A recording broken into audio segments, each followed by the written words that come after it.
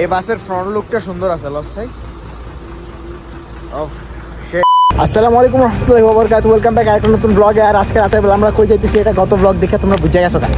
অনেকে ভাবতে পারে যে তাড়াতাড়ি কথা কর কি আছে, ওই পিছনে আমার বাড়িতে সাউন্ড করে করে আমার কইছে তাড়াতাড়ি যে গাড়ি লইতে লেগে আমি তাড়াতাড়ি দৌড়াইতেছি। এখন কোটি টাকার প্রশ্ন হলে এই রাস্তা থেকে গাড়ি কি পাওয়া যাবে? এদিক থেকে কটা গাড়ি আসতেছে ঠিক আছে, কিন্তু এদিক থেকে তো কোনো গাড়ির ছায়া নাই। ওটাতে একটা মোটর সাইকেল, আল্লাহ জানে কতক্ষণ গাড়ি লাগে পাইতে, কে জানে। গাড়ি পাই আছে আজকে বেশি ভালো না। আইজা বৃহস্পতিবার, গাড়ি ঘোড়া প্রচুর রাশ, আল্লাহ জানে ওইদিকে যা গাড়ি ভাঙনি প্রচুর রাশ।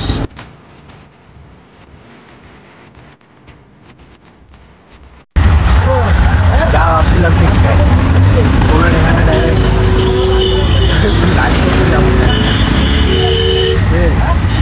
वो तो ट्रेलर था, ये तो असली पिक्चर है।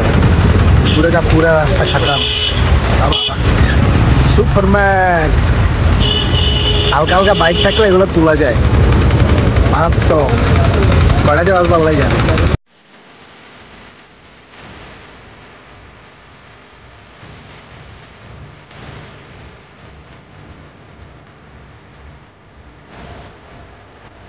বেশি না, 1 মিনিটের রাস্তা, আমরা 1 ঘন্টায় পার হইলাম আর কি। যত সব চাল পিঠে করতেছে না, ট্রেনগুলা কে জানে। আইজা যদি নতুন গাড়ি না পাইছি, আইজা ইউনিকে যাবো না, সোজা হিসাব নতুন গাড়ি চাই। ইউনিক তাদের কাউন্টারের ছবি চেঞ্জ করতে আজকে 5 বছর পরে। তারপর ছাড়া পুরোনো ছবি কত করে লাগায় হয়, চেঞ্জ করার নামও নাই। ওটাও চেঞ্জ করছে কিন্তু এটা চেঞ্জ করে নাই, বেচারা গরিব, এটা চেঞ্জ করার টাকা ছিল না মনে হয়। তো আজকে মোটামুটি মারামারি কইরা নতুন একটা বাস নেওয়ার চিন্তা ভাবনা করছি। এখন দেখা যাক বাসটা আসুক, তারপরে দেখবো যে কতটুকু নতুন বাস পাইলাম। এখন আপাতত মার্কেটে যাবো, 1 ঘন্টা বাকি আছে, 1 ঘন্টা বসে থাকার মতো ধৈর্য আমাকে নাই। এখন যা মার্কেট থেকে ঘুরে যাই। এখন রাত 12টা বাজতে 5 মিনিট বাকি আছে, কে কইবে? হ্যাঁ, শহরের এলাকায় মানুষ সব রাত্রেবেলায় ঘুরঘুর করে। রাত প্রচুর হয়েছে, আস্তে আস্তে সব বন্ধ করতেছে। এই পাশে আসার পরে মনে হইতেছে, ওই পাশে তো মনে হইতেছিল না, বাট এখানে হালকা পাতলা হাঁটাচলা করে যাবো। এই জায়গাটা রিস্কি রাত্রেবেলা মন বাইরে করার জন্য। তো এখানে আর শ্যুট নিব না, ডাইরেক্ট ওইখানে যাবার দেখা হচ্ছে। ভাই এটা 12 সিরিয়ালের গাড়ি, কিন্তু দেখা মনে হইতেছে বহুত পুরানা গাড়ি, অথচ গাড়িটা ওই মানে বাইরে হয়েছে মনে হয় এবছর। কি একটা অবস্থা, 6টা মাসের মধ্যে গাড়ি পুরা খেয়ালাইছে, কোনা দিয়া চাপা চুপা দিয়া ডাইরেক্ট মনে করো যে এক সাইড অবস্থা। এই যে ফ্রন্ট লুক, বহুত দিন পরে নতুন গাড়ি দেখতুম সেই। দিস ইজ দ্য নতুন বাসের নতুন ভিউ। মানে দিন শেষ হয়ে গেছে গা আমার ভিডিও করতে করতে, বাস পুরানো হয়ে গেছে গা, কিন্তু সিটগুলো এবার ডাইরেক্ট 100 বানাইছে। বুঝতেছস ভাই, পুরো 1 বছর হয়ে যাইতেছে আমি বাসে উঠি না বলে। কি একটা অবস্থা। মার্সিডিজ বেঞ্চের লোগো লাগাইছে, সুন্দর আছে, কিন্তু গরিবের বাচ্চাগুলো লাইটটা চেঞ্জ করতে পারলো না, এই পুরানা লাইটই রাখছে। তো চেঞ্জ করতি, আর কবে এসি রাখবো তারা আল্লাহ জানে। এবার এসি আছে কিনা কে জানে।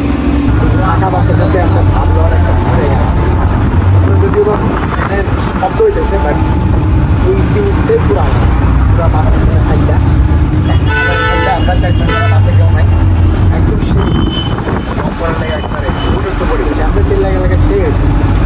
কিন্তু আজকে বৃহস্পতিবার, যতটুকু লাগতেছে ওদিকে যাইতে যাইতে বাস ফুল হয়ে যাবে। একটা সিটও ফাঁকা থাকবে না মেবি। যদি ফাঁকা থাকে তখন পিছনে এসে বসার চিন্তা ভাবনা করা যাবে, বাট মনে হয় না একটা সিটও ফাঁকা থাকবে। আচ্ছা মুখো কপালে খালি 5 লেখা আছে ভাই, একটা বার হয়ে গেছে, এখনো পর্যন্ত বাইচেই যাচ্ছে। কি একটা অবস্থা, এতক্ষণ চট্টগ্রাম শর্টে বাইরে যাওয়ার কথা। ঘুম ধরছে মারাত্মক লেভেল, কোন সময় যে ঘুমাই যাবো কে জানে। লাইট তো আরও একটা আছে দেখি, বাহ সুন্দরই আছে। এই পাশেরটা আগে খেয়াল করে নি, এখানে একটা আছে মাঝখানে, আর এখানে একটা আছে, 3টা লাইট আছে। সেই বহুত কষ্ট করে জ্যামের থেকে সুইটটায় আবার কাউন্টারে হারাইছি। চট্টগ্রাম শর্টে বাড়িতে বাড়িতে 2টা হচ্ছে যাবো, বোঝা যাইতেছে। কতক্ষণ তো ভাই গাড়ি ফাঁকাই ছিল, এখান থেকে পুরা ভরে যাবে বোঝা যাচ্ছে। এটা যেহেতু লাস্ট স্টপেজ, এখান থেকে ভরাই স্বাভাবিক। মিস্টার সার্জেন্ট চেক করতে উঠেছিল, যার কারণে সিটি গেটের ভিডিওটা ঠিক নিতে পারলাম না। যাই হোক, সিটি গেট থেকে বাইরে গেছে, এখন আমার ঘুমের টাইম হয়ে গেছে, সেই লেভেলের ঘুম ধরছে। এখন আমি সুন্দর মতো ঘুমাই যাওয়াটা ভাবতেছি। রাস্তার ফুটেজ হালকা পাতলা দেখতে পারবো সামনে, আর একবারে হোটেলে পরে দেখা হচ্ছে।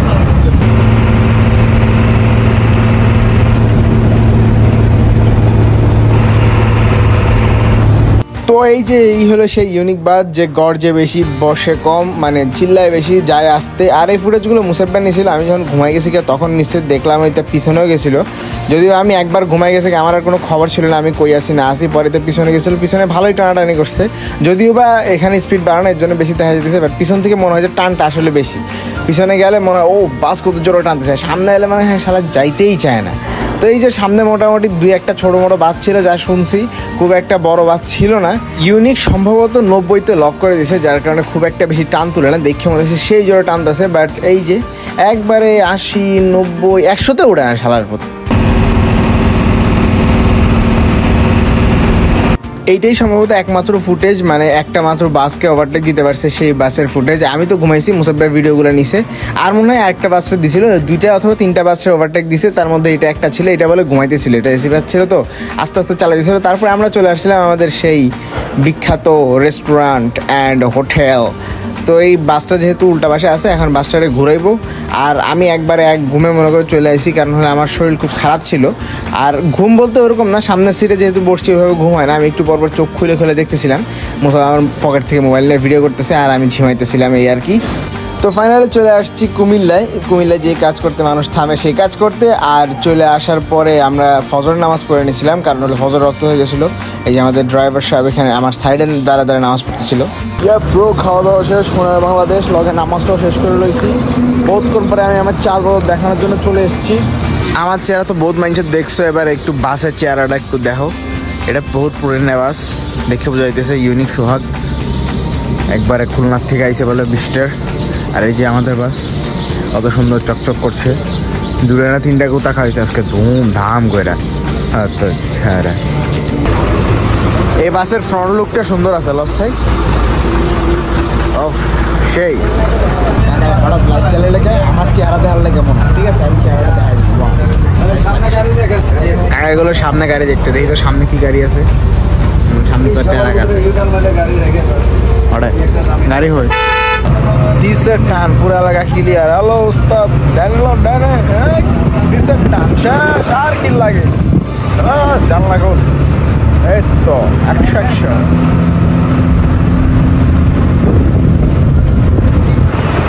ফজর রক্ত হয়ে গেছে, তো আকাশটা একবারে সেই লুক দিতেছে, সেই নাইস শাইন করতেছে পুরো। আর একটু পরে ক্লিয়ার হয়ে যাবো, তখন আমার সুন্দর লাগবে। পাইমবন্দর এলাকা পার হইতেছি, এই যে মিয়ামি দেখা যাইতেছে এর পাশে দেখা যায়। মিয়ামি বলতে রয়েছে মিয়ামিতে নামা হয় না, মিয়ামিতে নামছিলাম মনে 2বার না 1বার, তাও অন্য অন্য কোনো গাড়িতে যাওয়ার সময়। তো জীবনেও নামা হইব না। এই আরেকটা পাইমবোর্ডটা তোমার এলাকায় ছেড়ে যাচ্ছি, তোমার কথা মনে হচ্ছে ও আমি তোমার এলাকায় ছেড়ে যাওয়া হলো, সমস্যা নেই, আমরা মোহাম্মদপুরের ওদিকে গেলে দেখা হবে। এখন আপাতত সামনের দিকে আগাই।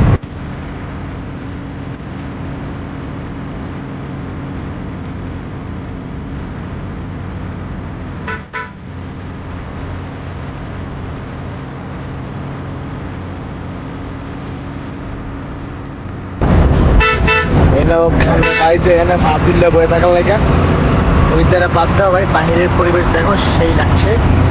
এখনো সূর্যটা বাইরে নেই, সূর্যটা বাইরে আর কিছুক্ষণ বাকি, সূর্যটা বাইরে হলো সেই লাগবে। সকালবেলা আসলে আকাশটা অনেক সুন্দর ছিল, রাস্তাগুলো একবার 100 লাগতেছিল, মাঝখান থেকে সবার পথে ট্রাকগুলো বারবার আয় পড়তেছে। যতবার ভিডিও করতে যাই ততবার কোনো না কোনো ট্রাক আয় পড়ে। চট্টগ্রামের রোডের ট্রাক বেশি, তো যার কারণে এই অবস্থা আর কি। আর এই যে একবার সেই ওয়েদার, তো এখন বক বক না করে বাসের সাউন্ডের সাথে এলাকার ওয়েদারটা এনজয় করো।